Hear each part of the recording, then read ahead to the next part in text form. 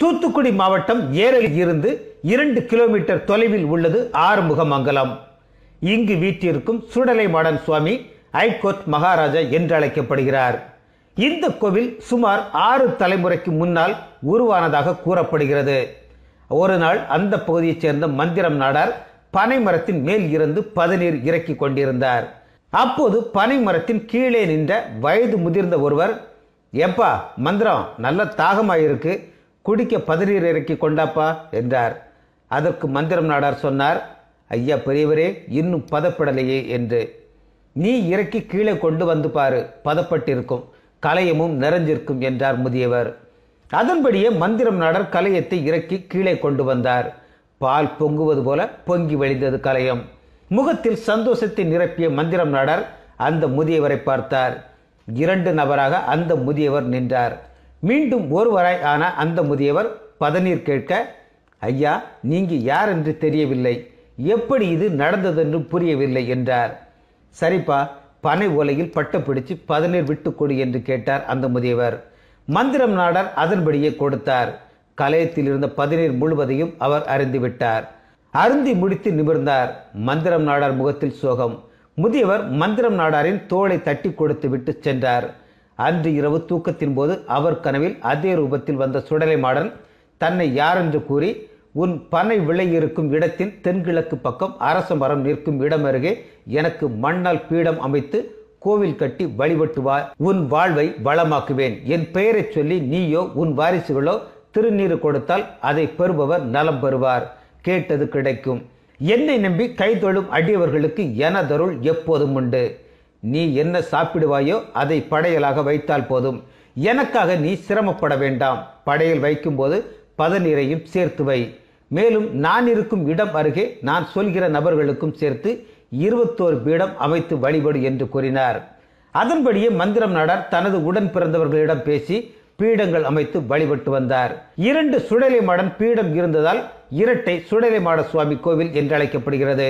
கோவிலில் சுண்ணாம்பு மண்ணால் பீடம் அமைத்து பனை ஓலையால் கூரை அமைக்கப்பட்டிருந்தது. நாளடைவில் கோவிலுக்கு வழிபாடு செய்வோரின் எண்ணிக்கை அதிகரித்தது. நேர்ச்சை செலுத்துவோர்கள் அதிகமாக வரலாயினர். மந்திரம் நாடர் நல்ல முறையில் பூஜை வழிபாடுகளை செய்து வந்தார். கோவில் நல்ல வளர்ச்சியை பெற்றது. ஓலைக்கூரை ஓட்டுக்கூரையானது. பக்தர்கள் சுவாமியிடம் முறையிட்டு நேர்ச்சை வேண்டி தொழில் செய்து வந்தனர். விளைச்சலில் 1 பங்கு உனக்கு தருகிறேன், விளைச்சல் அமோகமாக இருக்கட்டும் என்று அவரை ஒரு பங்குதாரர் போல எண்ணியே நேர்ச்சை செலுத்தி வந்தனர். மூலவர் இரட்டை சுடலைமாடன் இருக்கும் பகுதி மட்டும் ஓடுகளால் வேயப்பட்டது. மற்ற பீடங்கள் வெட்ட வெளியில் இருந்தது. மந்திரம் நாடாருக்கு பின் அவரது மகன் மாசானமுத்து நாடார் பூஜை செய்து வந்தார். ஒரு நாள் கோவிலில் மாசானமுத்து நாடார் இருந்து கொண்டிருந்த போது கோவில் வழியாக அந்த ஊரைச் சேர்ந்த ஒருவர் பசுமாடு ஒன்றை ஓட்டிச் சென்றார். மாசானமுத்து நாடார் அவரிடம், "மாட்டை எங்க கொண்டு போற?" என்று கேட்க, அவர், "திருச்செந்தூர் ஆறுமுகனுக்கு பால் அபிஷேகம் செய்ய நேர்ந்து விட்ட பால் மாடு இது, கொண்டு போய் விட போறேன்" என்றார். "இங்க வாப்பா, திருநீர் வாங்கிட்டு போ, சுடலை உனக்கு துணை வருவார்" என்றார் மாசானமுத்து நாடார். "முருகன் கோவிலுக்கு போறவன பேய் கோயிலுக்கு கூப்பிடுறியப்பா." "சரி வாரேன்" என்று பேசியபடியே மாடுடன் அவர் கோவிலுக்கு வந்தார். கோயிலில் அரச மரத்தின் முன்னே மாட்டை கட்டி போட்டார். கோவிலுக்கு வந்த அவர் சுடலை மாடனை மட்டமாக பேசினார். அதை கேட்ட பூசாரி மாசானமுத்து நாடார், "முருகனை போன்று எங்க அப்பன் சுடலையும் சிவனுக்கு மகன்தான்" என்றார். அந்த நேரம் அரச மரத்தின் முன்னே முருகப்பெருமான் ஆறுமுகத்துடன் காட்சி கொடுத்தார்.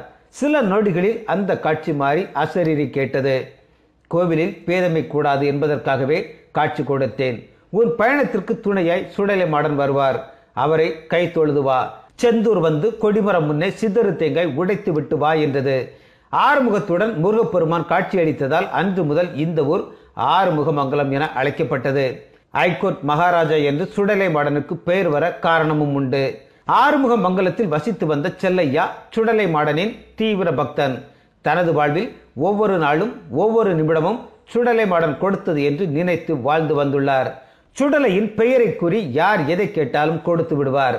தனக்கென்று ஒரு வீடும் சோறு போட சிறிய அளவில் நிலமும் வைத்திருந்தார். நிலத்தின் வரப்பு பிரச்சனையில் 3 பேரிடையே தகராறு இருந்து வந்தது. இதில் அவரது 3ஆம் சொக்காரன் என்ற உறவில் தம்பி முறை வரும் ஆண்டி என்பவருக்கும் பக்கத்து நிலத்துக்காரர் சின்னத்துறை என்பவருக்கும் தகராறு ஏற்படுகிறது. அப்போது, "யாரும் இல்லாத காட்டில் உன்னை கொலை செய்கிறேன், எனக்கு எதிராக யார் சாட்சி சொல்வார் என்று கொக்கரித்தான் சின்னத்துரை. என்னை கொலை செய்தால் அந்த சுடலைமாட சுவாமி உன்னை பழி வாங்குவார் என்றான் ஆண்டி.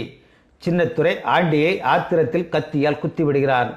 செத்து விட்டான் ஆண்டி என்று கருதி சின்னத்துரை அங்கிருந்து சென்று விடுகிறார். அந்த நேரம் வயலுக்கு வந்த செல்லையா உயிருக்கு போராடி கொண்டிருந்த ஆண்டியை காப்பாற்ற முயன்றார். அப்போது அவருக்கு உயிர் போய்விடுகிறது. இதை கண்ட ராசப்பனால் இந்த செய்தி கிராமத்திற்குள் பரவுகிறது. இறந்து கிடந்த ஆண்டிக்கும் செல்லையாவிற்கும் ஏற்கனவே நிலத்தகராறு இருந்து வந்தது அந்த பகுதியினருக்கு தெரியும் என்பதால் செல்லையா மேல் கொலைப்பழி விழுகிறது. அவரது மனைவி பொன்னுத்தங்கம் கணவனிடத்தில் ஈ எறும்புக்கும் தீங்கி நினைக்காத என் ராசா நீயா கொலை செஞ்ச என்று கேட்க, நீ நம்புறியா புள்ள, ஊர் சொல்லட்டும், நான் கொலை செஞ்சிருப்பேன்னு நீ நினைக்கிறியா தங்கம் என்று கேட்டபடி அழுதார் செல்லையா. அந்த நேரம் பிரிட்டிஷ் போலீஸ் வந்தது. செல்லையாவை கைது செய்து அழைத்து சென்றனர். கொலை வழக்கு நெல்லையில் உள்ள மாவட்ட நீதிமன்றத்தில் நடந்தது. அந்த காலத்தில் தாலுகா கோர்ட், ஜில்லா கோர்ட் என்று அழைத்து வந்தனர். ஜில்லா கோர்ட்டை உயர்ந்த கோர்ட்டாக கருதி அதை பேச்சு வழக்கில் ஹைகோர்ட் என்பர். முதல் நாள் வழக்கு விசாரணையின் போது நீதிபதியின் கேள்விக்கு பதிலளித்த செல்லையா, ஐயா, நான் பழி பாவங்களுக்கு அஞ்சுபவன். ஒரு உயிரை எடுக்கும் அளவுக்கு மனதிலும் உடலிலும் துணிவு எனக்கில்லை. கட்டிய மனைவியும் பெற்ற பிள்ளைகளும் என் ஆதரவின்றி பரிதவிக்கிறார்கள். நான் கொலை செய்யவில்லை. வக்கீல் வைத்து வாதாட வசதியும் இல்லை. என்னை விட்டு விடுங்கள் என்றார். நீ கொலை செய்யவில்லை என்றால் ஆண்டி தன்னைத்தானே கத்தியால் குத்தி இறந்தாரா என்று நீதிபதி கேட்க, அதற்கு செல்லையா, ஐயா, என்னை தாயாய் தந்தையாய் காப்பவரான அந்த சுடலைமாடன் அவர் நிலை கொண்டிருக்கும் கோவிலின் நேர்கிழக்கு பக்கம்தான் இந்த சம்பவம் நடந்தது. அதனால் அவருக்குத்தான் எல்லாம் தெரியும் என்றார். உடனே நீதிபதி, அப்படி என்றால் அவர் வந்து சாட்சி சொல்வாரா என்று கேட்க, நீதிமன்ற அவையில் இருந்த அனைவரும் சத்தமாக சிரித்தனர். செல்லையா குற்றவாளி கூண்டுக்குள் சோகமாக நிற்க கண்களில் இருந்து கண்ணீர் பெருக்கெடுத்து வழிந்தோடியது. நாளை மறுநாள் விசாரணை நடத்தப்படும் என்று கூறி வழக்கு விசாரணையை ஒத்தி வைத்தார் நீதிபதி. இதனிடையே வயலுக்கு நீர்ப்பாய்ச்ச சென்ற சின்னத்துரை நாகம் தீண்டி ஆண்டி இறந்த இடத்திலேயே இறந்து விடுகிறான். வழக்கு விசாரணைக்கு முந்தைய நாள் இரவில் நீதிபதியின் கனவில் மேல் சட்டை இல்லாமல் தலையில் தலைப்பாகை கட்டியவாறு வெள்ளை வேட்டியுடன் வந்த ஒருவர் ஆண்டியை கத்தியால் குத்தி சின்னத்துரை கொன்றதாகவும் செல்லையா குற்றம் செய்யாதவர் என்பதையும் கூறினார். மறுநாள் காலை விடிந்தது.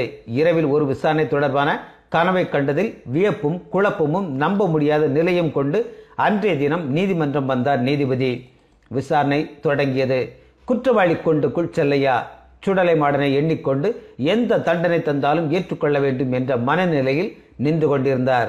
நீதிபதி அவரிடம் குற்றத்தை ஒப்புக்கொள்கிறாயா என்று கேட்க, செல்லையா அவரிடம் ஐயா என்றபடி பதில் சொல்ல முடியாமல் நீதிபதியின் முகத்தை ஏக்கத்துடன் பார்த்தார். அப்போது கோர்ட் வளாகத்திலிருந்து விரைந்து வந்த காவலர்கள், ஐயா, ஆண்டி கொலை வழக்கு தொடர்பா சாட்சி சொல்ல ஒரு ஆள் வந்திருக்கிறார் என்றதும் வரச் சொல்லுங்கள் என்றார் நீதிபதி. வெள்ளை குதிரையை விட்டு வந்திறங்கிய வாட்டச்சட்டமான தேகம் கொண்ட அந்த நபர் முறுக்கு மீசையுடனும் மேல் சட்டை அணியாமல் வெள்ளை வேட்டியுடன் கையில் வேல் கம்புடன் வந்து நின்றார். சற்று திகைப்புடன் பார்த்தார் நீதிபதி. ஆம், இரவு கனவில் வந்த அதே நபர். என்ன சொல்ல போகிறீர்கள் என்றார் நீதிபதி. தலையில் கட்டியிருந்த தலைப்பாகையை எடுத்து தனது இடது கை பக்கவாட்டில் வைத்துக்கொண்டு வணக்கம் செலுத்திவிட்டு, ஐயா, நான் செந்தூரில் உள்ள சண்முகநாதன் பண்ணை வீட்டு காவலாளி மகாராசன். சம்பவம் என்று ஆறுமுகமங்கலம் வழியாக வந்தபோது கொலை சம்பவத்தை கண்டேன். செல்லையா குற்றவாளி அல்ல, அவன் நிரபராதி. குற்றவாளி சின்னத்துரை நாகம் தீண்டி இறந்து விட்டான் என்று கூறினார். நீதிபதி திகைத்தபடியே கேட்டார். பின்னர் நீங்கள் போகலாம் என்று கூற மாயமானார் மாயாண்டி சுடலைமாடன். அவர் நின்ற கூண்டில் ரத்தம் வடிந்திருந்தது. கோர்ட் காவலாளிகள் தண்ணீர் விட அது பாலாக மாறியது. சற்று நேரத்தில் எந்த தடயமும் இல்லாமல் ஆனது. ஆனால் அந்த பகுதியில் பிச்சிப்பூ மனம் கமழ்ந்தது. கோர்ட்டில் அனைவரும் திகைத்தனர். நீதிபதி செல்லையாவை அழைத்து, உன் சாமி பேர் என்ன சொன்ன? சுடலைமாடன் என்றான் Chellaiah. Your God is great என்று கூறி செல்லையாவை விடுதலை செய்து உத்தரவிட்டார் நீதிபதி. மகாராசன் பேரில் நம்ம சுடலை தான் வந்து காப்பாற்றினார் என்று செல்லையா ஊர் முழுக்க கூறினார். ஹைகோர்ட்டில் சாட்சி சொல்லி தன்னை நம்பிய பக்தனை காப்பாற்றியதால் அன்று முதல் ஆறுமுகமங்கலத்துக்கு சுடலைமாடன் ஹைகோர்ட் மகாராஜா என்றழைக்கப்பட்டார்.